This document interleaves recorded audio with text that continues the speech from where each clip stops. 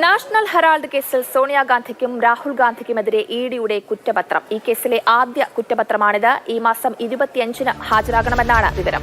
കൂടുതൽ വിശദാംശങ്ങളുമായി ബസന്ത ചേരുന്നുണ്ട്. ബസന്ത, ഇപ്പോൾ സോണിയാഗാന്ധിക്കും രാഹുൽ ഗാന്ധിക്കുമെതിരെയാണ് ഇഡിയുടെ കുറ്റപത്രം വന്നിട്ടുള്ളത്. ഇത് ആദ്യ കുറ്റപത്രമാണ്. എന്തൊക്കെയാണ് വിശദാംശങ്ങൾ? ഇന്ന് അല്പസമയം മുമ്പാണ് ഡൽഹിയിലെ റൌസ് അവന്യൂ കോടതിയിൽ എൻഫോഴ്സ്മെന്റ് ഡയറക്ടറേറ്റ് ഒരു പ്രോസിക്യൂഷൻ കംപ്ലൈന്റ് നൽകിയിരിക്കുന്നത്. അതിൽ കോൺഗ്രസിന്റെ നേതാക്കളായ സോണിയാഗാന്ധി, രാഹുൽ ഗാന്ധി, അതോടൊപ്പം കോൺഗ്രസിന്റെ ഓവർസീസ് വിഭാഗത്തിന്റെ തലവനായ സാം പിട്രോഡ, പിന്നെ സുമൻ ദുബെ, രാജീവ് ഗാന്ധി ഫൗണ്ടേഷന്റെ നേതൃത്വത്തിലുള്ള സുമൻ ദുബെ എന്നിവരാണ് പ്രതിപട്ടികയിലുള്ളത്. ഇവർക്ക് 4 പേർക്കുമെതിരെയാണ് ഇപ്പോൾ എൻഫോഴ്സ്മെന്റ് ഡയറക്ടറേറ്റിന്റെ കുറ്റപത്രം വന്നിരിക്കുന്നത്. ഏപ്രിൽ 25-ന് കേസ് പരിഗണിക്കും. അന്ന് കുറ്റപത്രം കണക്കിലെടുക്കുന്നത് സംബന്ധിച്ചിട്ടുള്ള ആദ്യ വാദം നടക്കും. കള്ളപ്പണം വെളുപ്പിക്കൽ നിയമത്തിന്റെ തടയൽ നിയമത്തിന്റെ സെക്ഷൻ 44, 45 വകുപ്പുകൾ പ്രകാരമാണ് ഇപ്പോൾ ഈ കുറ്റപത്രം നൽകിയിരിക്കുന്നത്. കഴിഞ്ഞ ദിവസം നാഷണൽ ഹെറാൾഡുമായി ബന്ധപ്പെട്ട 3 നഗരങ്ങളിലെ ഏകദേശം 700 കോടി രൂപയുടെ വസ്തുവകകൾ കണ്ടുകെട്ടുന്നതിനുള്ള നടപടികൾ എൻഫോഴ്സ്മെന്റ് ഡയറക്ടറേറ്റ് ആരംഭിച്ചിരുന്നു. ഡൽഹിയിലെ ഹെറാൾഡ് ഹൗസ്, മുംബൈയിലെ ലക്നൌവിലുമുള്ള കെട്ടിടങ്ങൾ എന്നിവയാണ് ഏറ്റെടുക്കാൻ നാഷണൽ ഹെറാൾഡ് തീരുമാനിച്ചിരുന്നത്. ഇതിനു വേണ്ടിയുള്ള നോട്ടീസ് അവിടെ പതിക്കുകയും ചെയ്തതിന്റെ തൊട്ട് പിന്നാലെയാണ് ഇപ്പോൾ സോണിയാഗാന്ധിക്കും രാഹുൽ ഗാന്ധിക്കുമെതിരെ കുറ്റപത്രം നൽകിക്കൊണ്ടുള്ള നടപടിയിലേക്ക് എൻഫോഴ്സ്മെന്റ് ഡയറക്ടറേറ്റ് കടന്നിരിക്കുന്നത്. ഇന്ന് റോബർട്ട് വദ്രയെ മറ്റൊരു കേസിൽ ചോദ്യം ചെയ്യാൻ വിളിപ്പിക്കുന്നു. ആ ചോദ്യം ചെയ്യൽ തുടരുന്നതിനിടയിലാണ് റൌസ് അവന്യൂ കോടതിയിൽ രാഹുൽ ഗാന്ധിക്കും സോണിയാഗാന്ധിക്കുമെതിരെ കുറ്റപത്രം നൽകുന്നത്.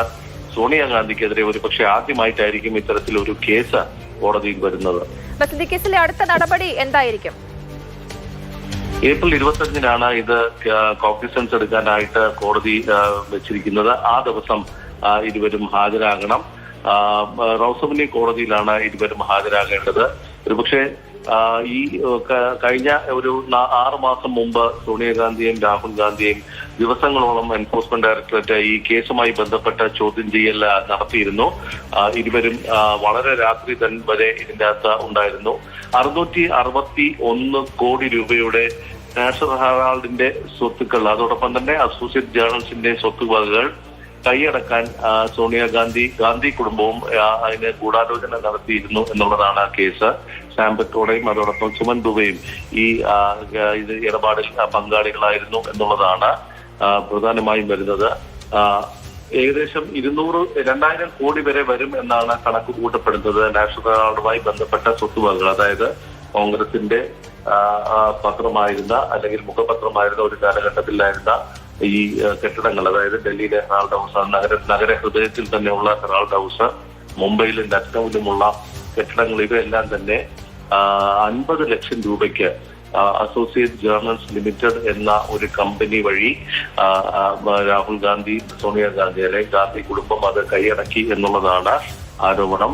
മാത്രമല്ല ഇതിൽ പലതും വ്യാജ ഇടപാടുകളായിരുന്നു എന്നുള്ളതാണ്.